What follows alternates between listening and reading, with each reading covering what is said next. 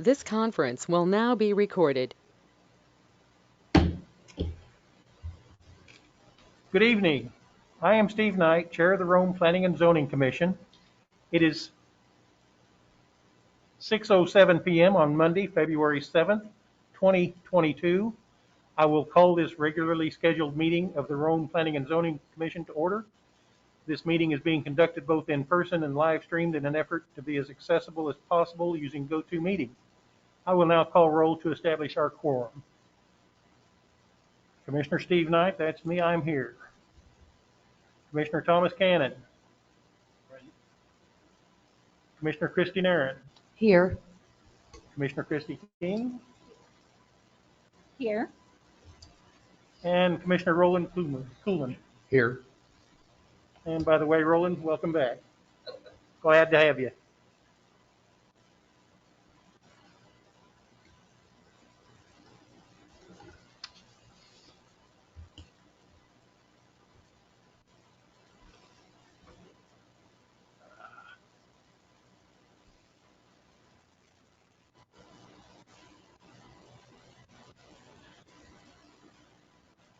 The Commission is not permitted to take action on or discuss any presentations made to the Commission at this time concerning an item not listed on the agenda. The Commission will hear comments on specific agenda items during this designated time. I'll turn to Shana. Do we have any public presentations at this time? We do. We have Mike Digion. Are you on, Mike?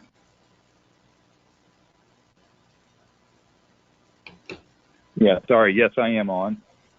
Would you like to speak during the public hearing or the public comment? I guess just the comments. I thought we were going to either accept or show our approval or disapproval for the carport section. So is that better to speak now or at the comment section? You can speak at either one. If you would like to speak now, you can go ahead. Okay. Yeah. So my only comment was that I am in support of the carport. Well, thank you for having me on first. My name is Mike Digion. I live at 217 Cheyenne Trail North in Chisholm Creek subdivision. And I just wanted to go on saying that I am in support of the I'm not sure what the department is, but for the building permit department to be looking at in place of the zoning commission for carports. Carports I consider as a building structure, so it should fall under the same format as what a building structure does anyway. And also, this is a very large cost for the city.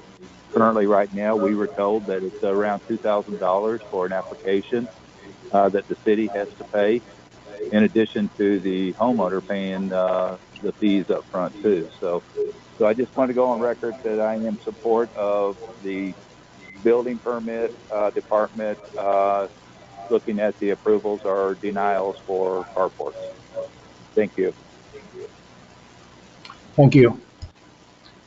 Are there any others? No, sir, that's it. Okay. We'll move on to our regular agenda, old business. Discussion and any necessary action regarding the minutes of the December 6th, 2021 Planning and Zoning Commission. Has everyone had a chance to look at those? Then I'll entertain a motion to accept those minutes. Do I have a second? I'll second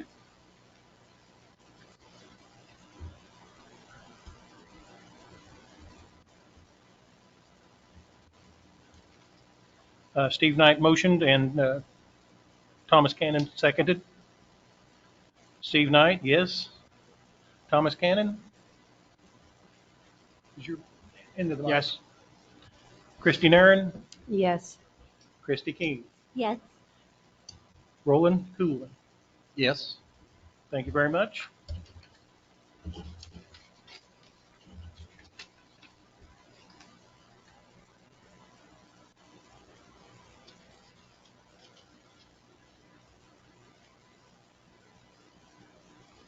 We'll move on to regular agenda new business. Excuse me. We'll move on to our public hearing. Item B on our agenda. Rhome Planning and Zoning to conduct a public hearing to consider a text amendment to the City of Rome zoning code that will delete the specific use permit requirement for carports and allow carports to be permitted use with the SF ES 10, SF ES 5, SF ES 3, SF 30, SF 25, SF 20, SF 15, SF 12, SF 10, SF 8.4, SF 7.2, SF 6, and SF 5 zoning districts. And if I remember right, those are all residential zones.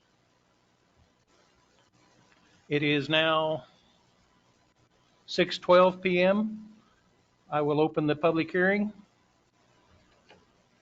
Anyone wishing to make a public comment, please direct your comments towards the commission and provide relevant information which is pertinent to this agenda item. Also, we will limit all comments to 3 minutes each for the purpose of maintaining the fluency of this meeting. Thank you all. I will now turn to Shayna. Do we have any public hearing? No, sir, we do No, not. we do not. Okay. With that, we're going to say 6:13. I will close the public hearing. We'll move on to regular agenda new business. Item C, discussion and any necessary action, considering a recommendation to council regarding a text amendment to the City of Rome zoning code that will delete the specific use permit requirements for carports and allow carports to be permitted and used with the same zones as above I read. So with that, I will turn this over to our city administrator, Cynthia, for background. Thank you, Chairman Knight. Commissioners, you will see the agenda commentary. I'm just going to go through that. In an effort to streamline the process and save money, staff brought the idea of changing the procedure for approving carports from going through the specific use permit to handling the permits administratively, similar to how we handle and process the accessory building permits. Because the procedure is both in our municipal code and it's also in, which is Chapter 3, and it's also in our zoning ordinance, which is Chapter 14. The process will be 2 steps. So step 1, at the January 13th, 2022 council meeting, council approved moving the process solely into the administrative process, similar to the accessory structures, keeping intact the current requirements found in Chapter 3.03.056, which include essentially the carport must be 10 feet from the side of the property, 5 feet off the front and back property line, and its appearance is in conformity with that of the residential structure to which it is attached or to which it serves. Acknowledging during their conversation, they acknowledged that it was somewhat objective, but that it was somewhat specific at the same time. So the second step is removing that specific use permit process, that's a tongue twister, from Chapter 14, the zoning ordinance. Because it is in the zoning ordinance, removing the SUP process does require this public hearing in P&Z, and the subsequent city council meeting will have a public hearing, and that will be February 24th. So the action tonight before P&Z is to make a recommendation to remove the SUP process for carports from Chapter 14. This action will effectively complete the updating of how the city processes permits for carports to make it similar to accessory structures, thereby streamlining the process and saving money and time. One thing I would like to speak to, I've heard the term, and I'm one of the ones that said it, but when we do specific use permits, it goes through the notification process. So not only do we publish that before in the newspaper, before the P&Z meeting, the notice of the public hearing, we also do the 200-foot notices to those around the property. And then after, we have to publish it as well. So the price that I quoted, I was just, off the top of my head trying to figure out, okay, what is that cost? And it, depending, it's anywhere from $1,500 to $2,000. And that is to publish it in the paper. Those legal notices that you see in the paper are very expensive. So I just wanted to clarify that. That is an approximation, just for clarification. So, Chair Knight, I'll hand it back over to you. Okay. Just a quick question I had.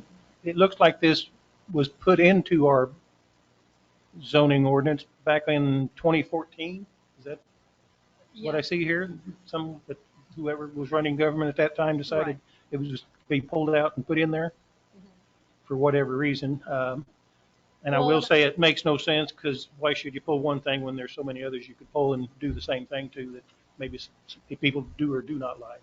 Well, and I mean, I was not here in 2014. I'm assuming that the reason why they went this route is to have more control over the process. However, I don't know what happened between 2014 and 2020, other than we do have several of them in that have been approved.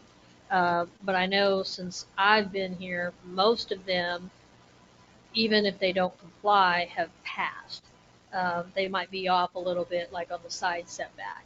I know we had one that was like 8 feet from the side, and and P&Z approved it. So that's one of the reasons why, if we're going to be approving them all, why do we have this process? Now I know that the last time, we did have, there was one that was approved and one that wasn't. That was the first one since I've been here that wasn't approved. So, I can only speculate why they brought it to begin with in 2014, since I wasn't here. The other question I had was just maybe for our education, since that's what we're doing, is this 10 feet and 5 feet. If they come to you for a building permit and they're not meeting those meets and bounds, what's their process to get it built anyway? Well, at that point, we will have a process for them to go directly to council. To get a variance, which is Just like they the would the with- council has had to do that in the past with us. They're the ones that have to give the variance if it doesn't meet those Right. stipulations. Okay. Just like it with the, if someone wanted to veer from the accessory building. But I Okay. mean, by and large, they haven't. But Okay. So this pretty well takes all this away from Planning and Zoning Commission. right. Okay. Okay. Anybody else? Questions? Comments?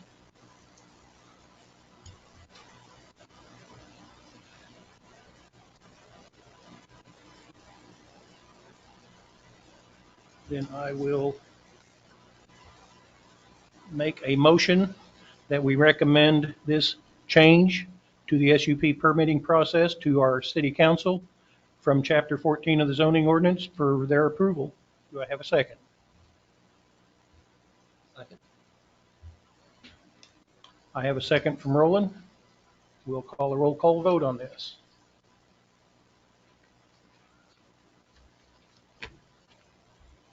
Commissioner Steve Knight, yes.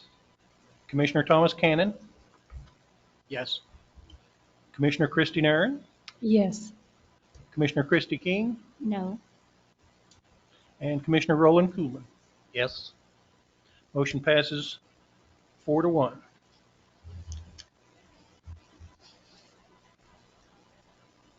With that, we will move on to any future agenda items someone might have or something they want to look at or bring up. Anyone? Thing I would just say real quick, and we're going to be having, as we go into the budget process for the city council, staff always looks at our comprehensive development plan, and we have vision and goals for each department, and then each department has vision and goals that support that comprehensive development plan. And then, we most times we're looking at, okay, where have we been? What have we accomplished? What do we have yet to accomplish from that comprehensive development plan? And then different departments say, okay, and then what in the last year, what has arisen that maybe the comprehensive plan didn't envision, because it can't see everything. And then council determines the priorities. with recommendations from staff. So I know one of the things when I first got here that we started talking about was, um, economic development and mixed use downtown or Main Street, whatever that looked like. And you guys had started that work back in 2018, stopped for the comprehensive development plan in 2019, and then we came back to it. I think we got, in hindsight, I think maybe we should have gone back out to the public. Of course, we had COVID at the time. And in my mind, I was thinking I had just got here, so I'll take this one, take one for the Gipper. But I had just gotten here, and the comprehensive development plan had just gotten approved, like within months of me getting here. So I kind of thought all that had kind of been vetted. So and remember, just as a reminder, and I know we have a couple, well, returning people that remember that conversation, but a couple of new ones. The purpose of looking at the area and shrinking it down was to look at development codes. So as you guys, your role in that is, okay, what development codes make sense for the promotion to undergird and to support a mixed-use downtown area? So we didn't want to do it right now. The current map, as you guys remember, goes all the way over to the, to Crown Point, actually. And technically half of Crown Point is in it. So the goal was just to try to shrink it down to a manageable target area and then come in and say, okay, this is the area where these building codes would apply once we start looking at that. So at some point during the budget process, I think this will come up again where council will maybe addressing and providing more direction on how to move forward on that. Yes, I would definitely agree that we do need that direction to come from council before we attack that again. Yeah. Or not attack that again, discuss that again and work towards our ends. Yeah. And yes, we do need to get back to referring back and seeing how that comprehensive plan is played out and what changes we need to make and reprioritize if we need to or whatever, because it's, 3 years old now? Yeah, I well, mean, it needs to be, 2019, they say they like to have them looked at once a year, just a real brief deal. And we need some guidance from council on what they want us to do when we look at that. Yeah.